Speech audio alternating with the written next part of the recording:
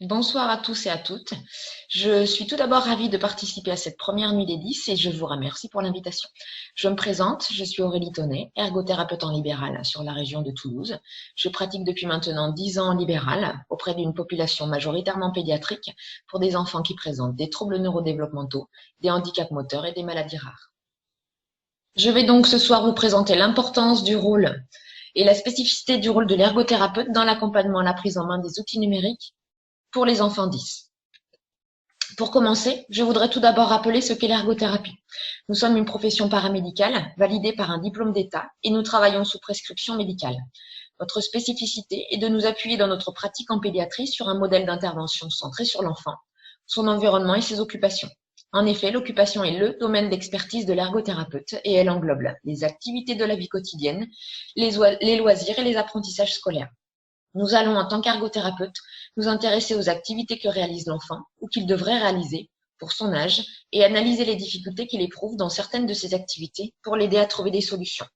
C'est par cette approche globale, mêlant la prise en compte des capacités de l'enfant, l'analyse de l'activité concernée, c'est-à-dire les compétences qu'elle sollicite, et l'environnement dans lequel il réalise l'activité, tant physique qu'humain, que nous allons rechercher un fonctionnement optimal de l'enfant.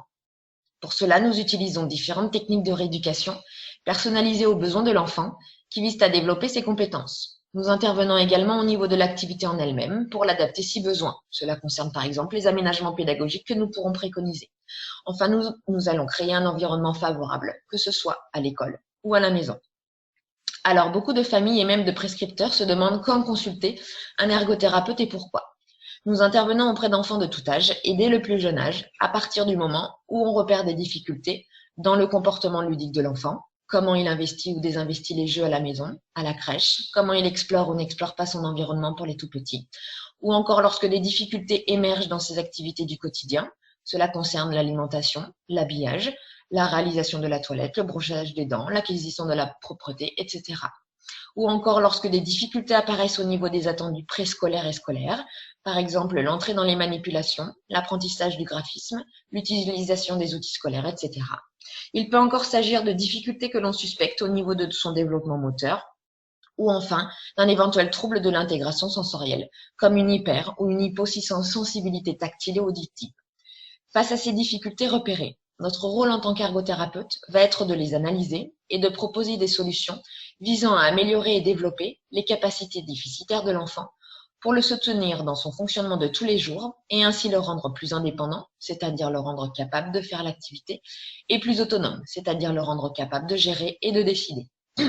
Nous travaillons par et pour l'activité en ergothérapie et aidons l'enfant, sa famille et son entourage à adopter de nouvelles stratégies adaptées aux besoins de l'enfant pour améliorer sa participation et sa performance au quotidien. Nous privilégions l'utilisation des environnements naturels de l'enfant et intervenons de ce fait dans tous ses lieux de vie, que ce soit à domicile, en crèche ou encore à l'école, pour faciliter le transfert et la généralisation des acquis en séance. Mon propos aujourd'hui est de vous expliquer la spécificité de l'ergothérapie dans la mise en place de la compensation informatique. Si l'ordinateur peut être proposé pour tout type de handicap et à tous les âges, nous allons ici nous préoccuper des enfants présentant un ou des troubles 10 qui viennent nous consulter. Si j'utilise le terme de compensation, c'est pour rappeler que l'ordinateur fait partie en ergothérapie d'un ensemble d'aides techniques ou de matériel adapté spécialement conçu pour compenser une limitation, une difficulté rencontrée par l'enfant du fait de son trouble et de son handicap. La mise en place de cette aide technique fait partie intégrante d'un processus d'accompagnement plus global, couplé à une rééducation spécifique en parallèle. L'apprentissage de l'utilisation de l'outil informatique n'est jamais réalisé en unique intention. Selon les besoins et les difficultés repérées chez l'enfant, il sera couplé à un renforcement des capacités sensorimotrices, à une rééducation du graphisme, à un apprentissage de l'autonomie dans ses soins personnels, mais également à la mise en place d'adaptations à la maison ou d'aménagements pédagogiques spécifiques à l'école. L'ordinateur fait partie d'un tout et ne peut répondre à lui seul aux problématiques posées.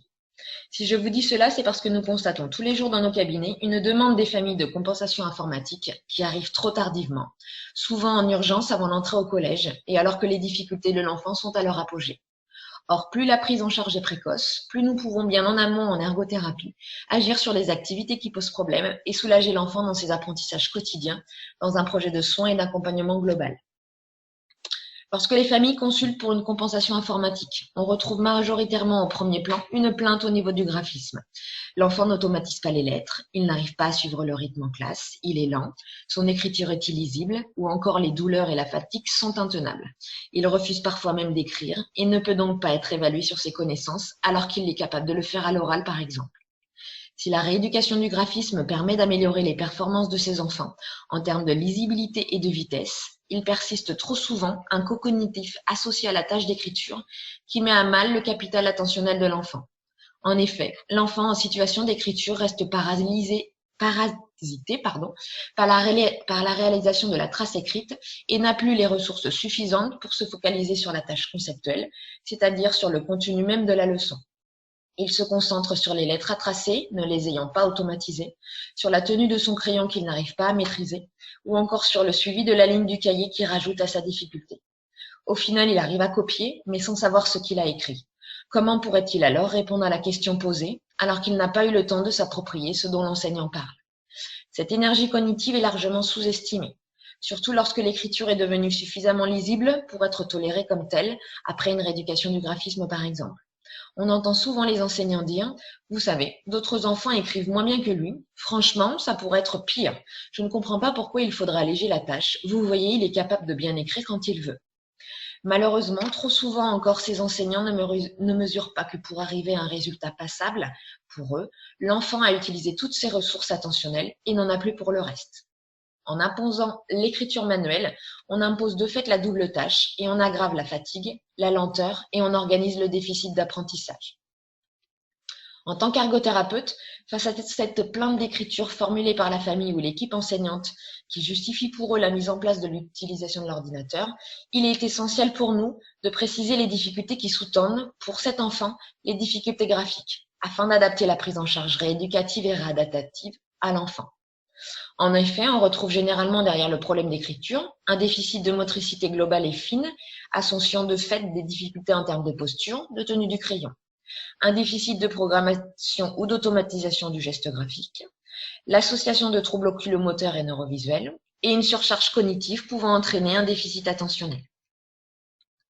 Le problème d'écriture n'est pas la seule porte d'entrée pour questionner la pertinence de l'utilisation de l'ordinateur dans les apprentissages scolaires. Force est de constater que la plupart des enfants que nous rencontrons présentent plusieurs troubles 10. À cela s'ajoute donc également la prise en compte des répercussions des autres troubles ou difficultés de l'enfant, pour rendre compte des différentes situations de handicap occasionnées à l'école et de la sévérité de la gêne rencontrée par l'enfant dans ses apprentissages. Il sera important de travailler en lien avec les autres rééducateurs.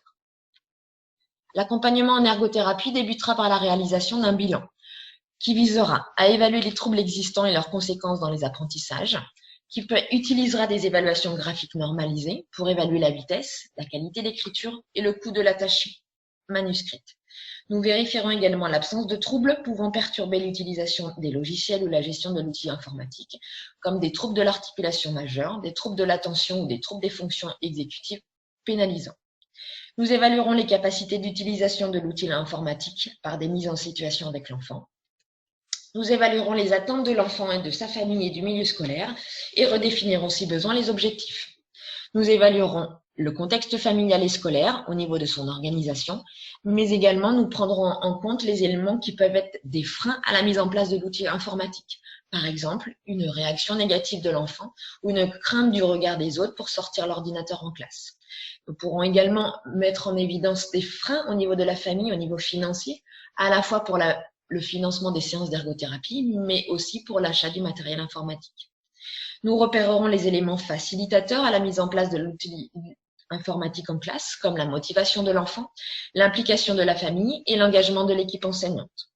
Nous questionnerons également les adaptations déjà en place. Sont-elles suffisantes? Sont-elles efficaces?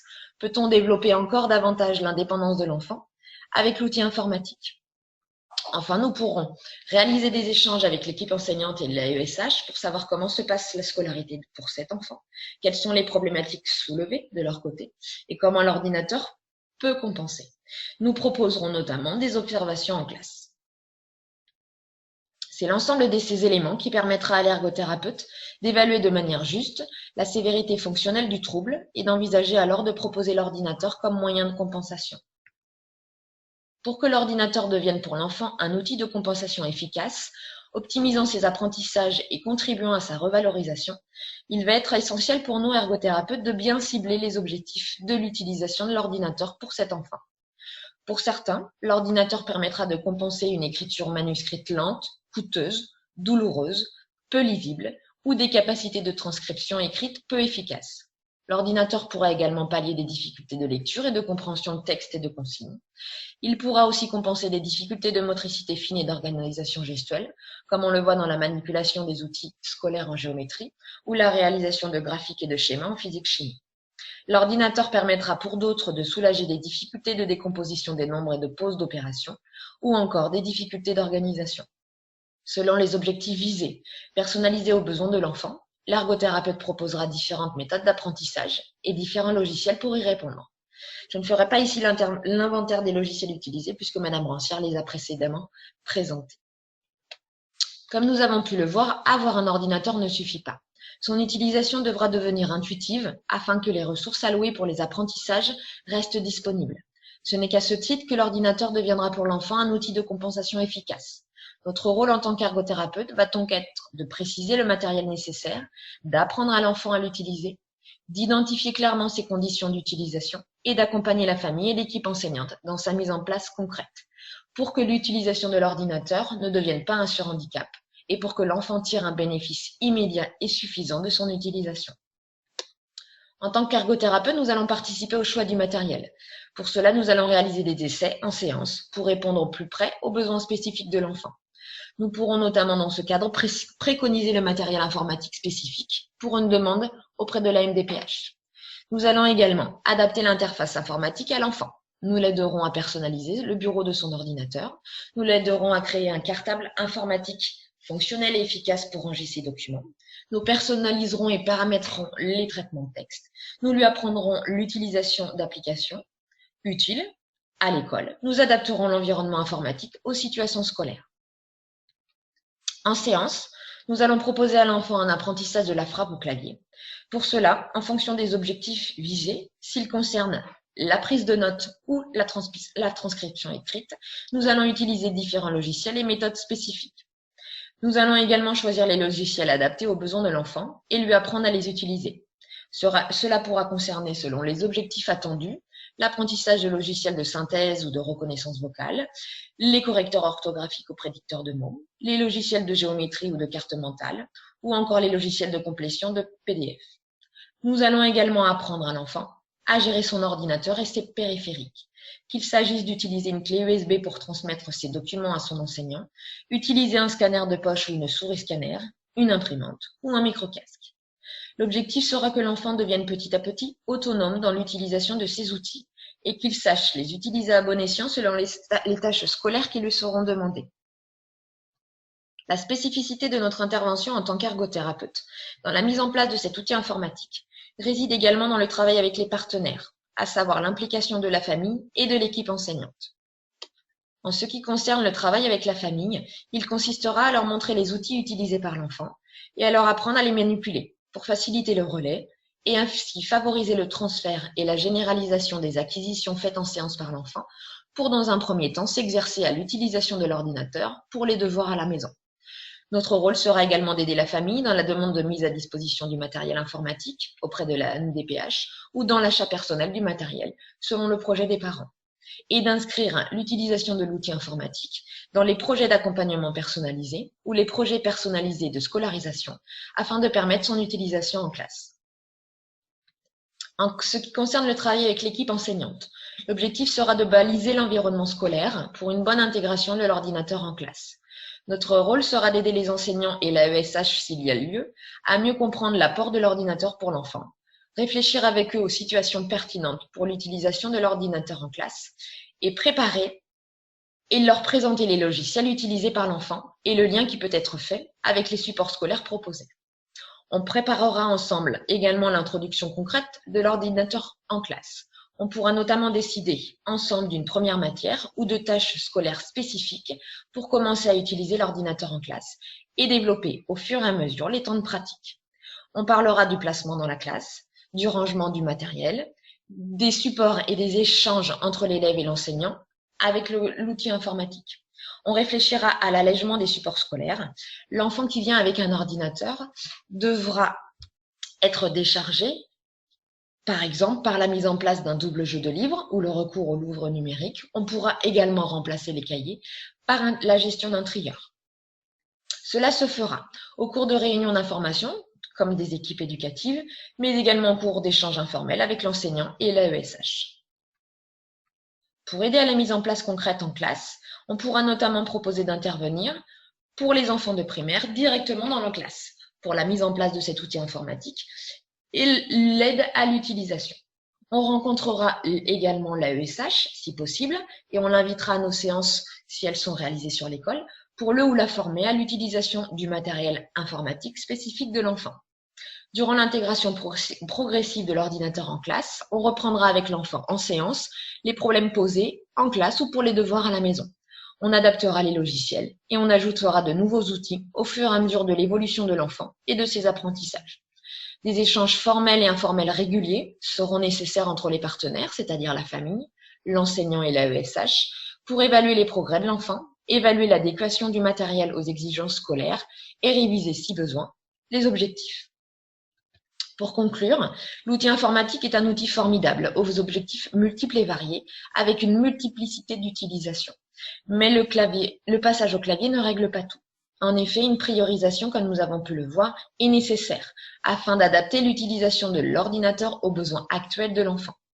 Il sera également nécessaire de trouver un équilibre entre les aménagements pédagogiques indispensables pour l'enfant, les aides techniques utilisées comme l'ordinateur pour pallier certaines tâches et le recours à une aide humaine si elle s'avère nécessaire. Beaucoup pensent que l'introduction de l'ordinateur en classe va soulager en tout point l'enfant dans ses apprentissages.